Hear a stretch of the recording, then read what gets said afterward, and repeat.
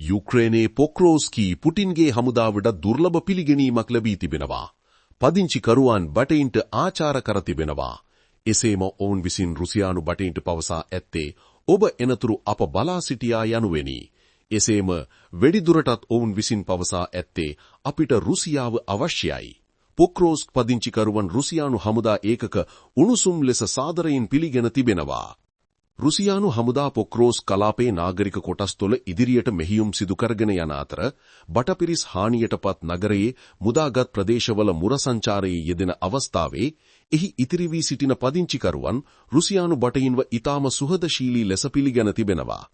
පොක්‍රෝස්ක් වෙත රුසියානු හමුදා ඒකක පැමිණීම සමග ඉතිරි වී සිටින නගරවැසියන් ප්‍රීතියටපත් වී ඇති බවයි රුසියානු මාධ්‍ය දර්ශන මුදාහරිමින් ප්‍රකාශ කර ඇත්තේ.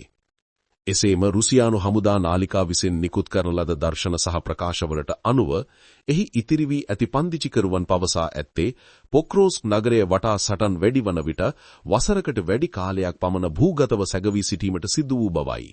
එසේම යුක්‍රේන ෂෙල් වෙඩි ප්‍රහාර, ඩ්‍රෝන යානා සහ යුක්‍රේන හමුදාවලින් එල්ලවන ඍජු තර්ජනවලටද ඔවුන් මුහුණ දී ඇති බවයි ප්‍රකාශ කර ඇත්තේ. අවශ්‍යම අවස්ථාවක හැර තම බිම් මහලෙන් පිටව නොගිය බව සිවිල් වැසියන් ඊටම දුක් මුසුව පවසා තිබෙනවා. රුසියානු ආරක්ෂක අමාත්‍යාංශය විසින් ප්‍රකාශ කර ඇත්තේ සහන කණ්ඩායම විසින් මේ වන විට එම මුදාගත් කලාපයේ තුල ආධාර බෙදා හරිමින් ප්‍රදේශයේ ඉතිරි වී සිටින පදිංචිකරුවන්ට අවශ්‍ය උපකාර කරන බවයි. සමහර ප්‍රදේශවාසීන් යුක්‍රේන පාලනයට චෝදනා කර ඇත්තේ මිනිසුන්ට මළවුන් ආරක්ෂිතව භූමදාන කිරීමට පවා අවස්ථාවක් හිමි නොවූ බව පවසමින් එම නිසා එම මෘතදේහ මළුවල එකතු වී ගොඩ ගැසීම නිසා తాවකාලික සුසාන භූමි නගරයේ තනින් තන නිර්මාණය වී ඇති බවයි පදිංචිකරුවන් විසින් වැඩිදුරටත් පවසා ඇත්තේ. නමුත් යුක්‍රේනය මෙම රුසියානු මාධ්‍ය විසින් ඉදිරිපත් කර ඇති ප්‍රවෘත්තිය සම්බන්ධයෙන් මේ වනතෙක් කිසිදු අදහස් දැක්වීමක් සිදු කර නොමැති බවයි වාර්තා වී ඇත්තේ.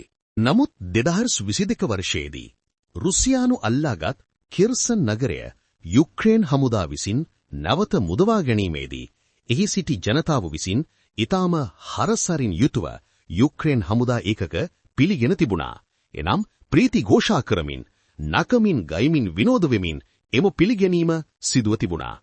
නමුත් 2025 වර්ෂය වන විට එම යුක්‍රේන ජනතාව විසින්ම රුසියානු හමුදාවට උණුසුම් පිළිගැනීමක් ලබා දීම තුළින් මෙම යුද්ධය පිළිබඳව යුක්‍රේන ජනතාවට ඇතිවී ඇති මානසික පීඩනයේ සහ ආතතියේ ප්‍රමාණය ප්‍රදර්ශනීය වන බවයි විශ්ලේෂකයන් විසින් පවසා ඇත්තේ.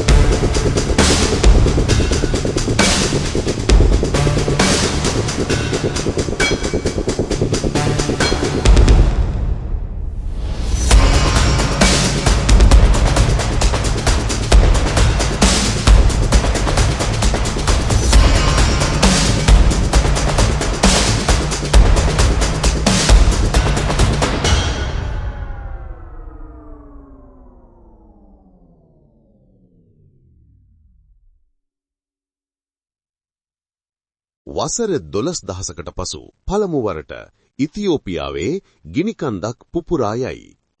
අලු දුමාරය අසල්වැසි රටවල් දක්වා පෙතිරේ.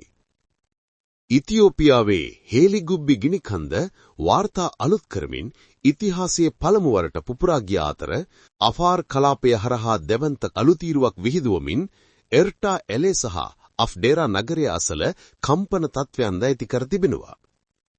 පිපිරීමෙන් අවට ගම්මාන ගිනිකන්දෙන් විහිදුණු දූවිලි වලින් වැසී ගොස් තිබෙනවා. රතු මුහුද හරහා අලු වලාකුළක් පාවී යන අයරු නිරීක්ෂණය වී තිබෙනවා. එසේම දූවිලි කුණාටුව මේ වන විට යේමනය, ඕමානය, උතුරු පාකිස්තානය සහ ඉන්දියාවට ළඟා වී ඇති අතර එමගින් සමහර ගුවන් ගමන් අවලංගු කර තිබෙනවා. කිසිදු ජීවිත හානියක් මේ වන විට වාර්තා වී නොමැති බවයි ප්‍රකාශ කර ඇත්තේ.